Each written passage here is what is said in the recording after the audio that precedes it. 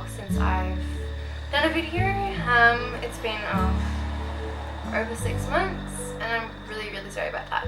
But I just wanted to start videos up again. I had like a new found passion to start videoing again. I do like watching my daily vloggers, and so I wanted to continue with my own little vlogs that I do. Got a few different ideas of different videos I could do. If anyone has any suggestions, please let me know. And then I'll also be doing a 6-month update for my little boy Arthur. So he's not in this one. He's a bit happy, so that I can sit here and video. So yeah, so it's almost 6 months. It's about 5.5 months postpartum. And a lot's happened. So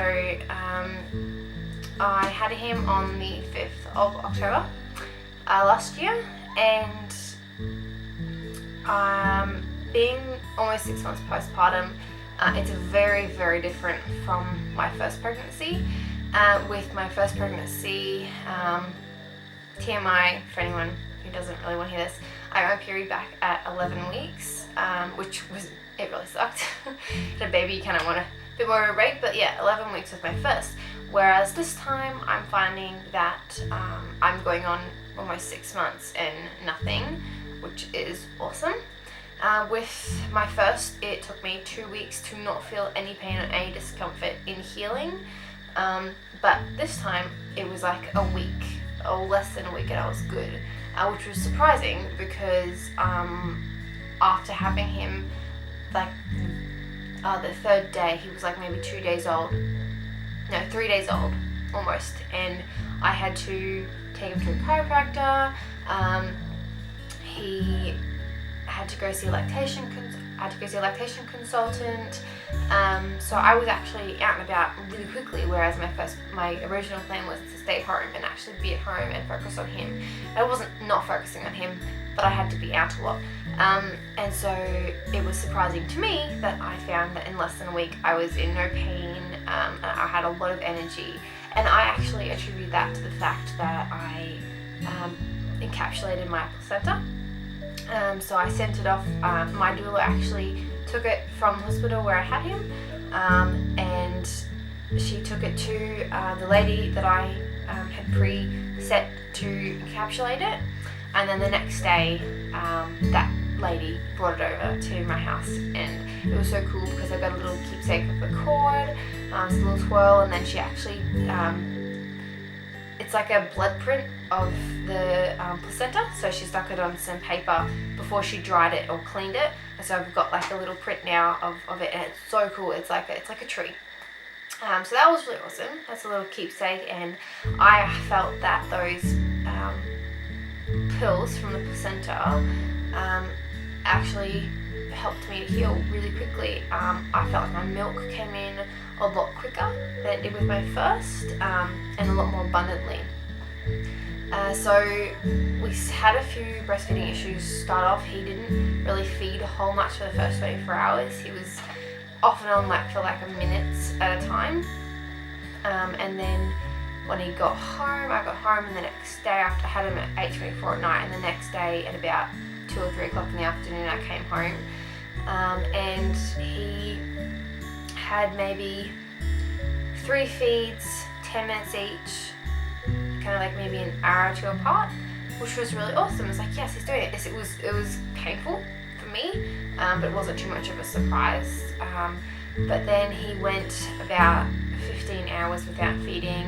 He was very had a lot of jaundice, and being all emotional as you're off hormones and everything after pregnancy and after birth, he got to the 15-week mark, and I was really worried about him. He was really tired, and someone just said jump in the bath with him and try and wake him up. Otherwise, I'd have to go into the hospital. So it's kind of scary. Thanks for interrupting me. I'm waiting until you stop talking so you can edit it easier. I love you. I love you too.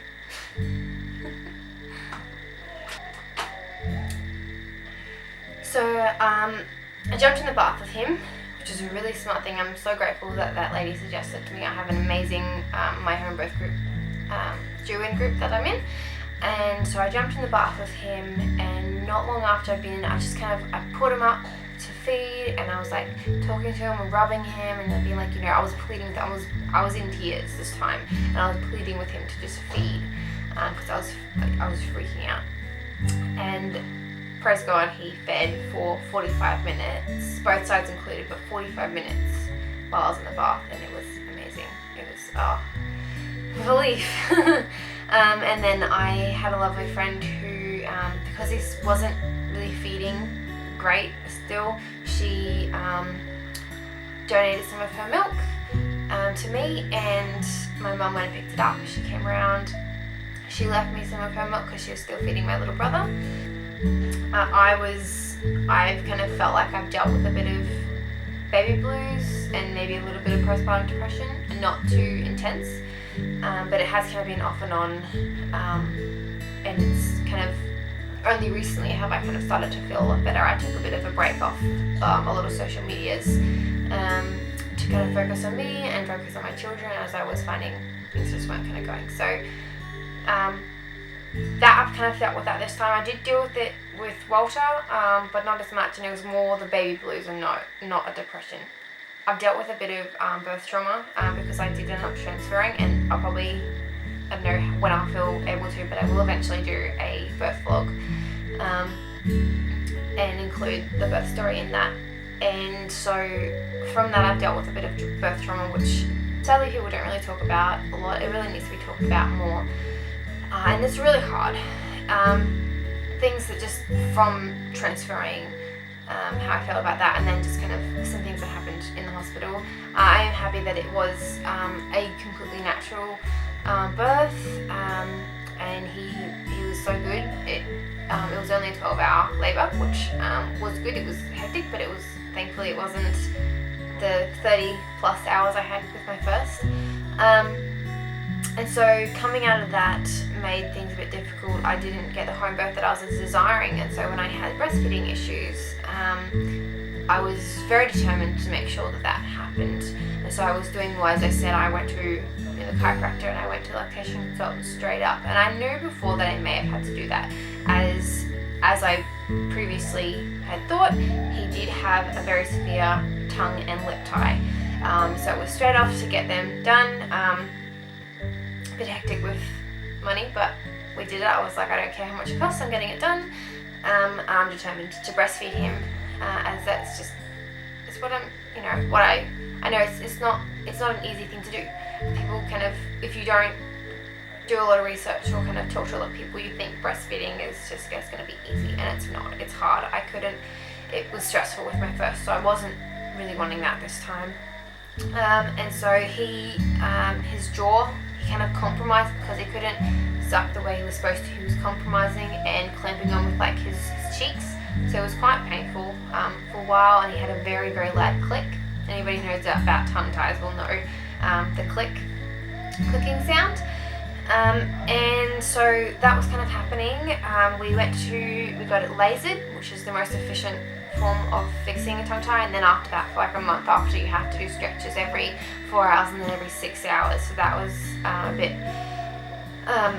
overwhelming, but I was determined to make it work, and I'm so glad that I did. I know some other mums, they've done like exercises like just massaging their jaw. Like I had to keep going to the chiropractor so that he could help adjust him back as he was learning to suck properly. I was so pleased because he actually responded really quickly, and he was coming back to normal very fast with those sessions at the chiropractor.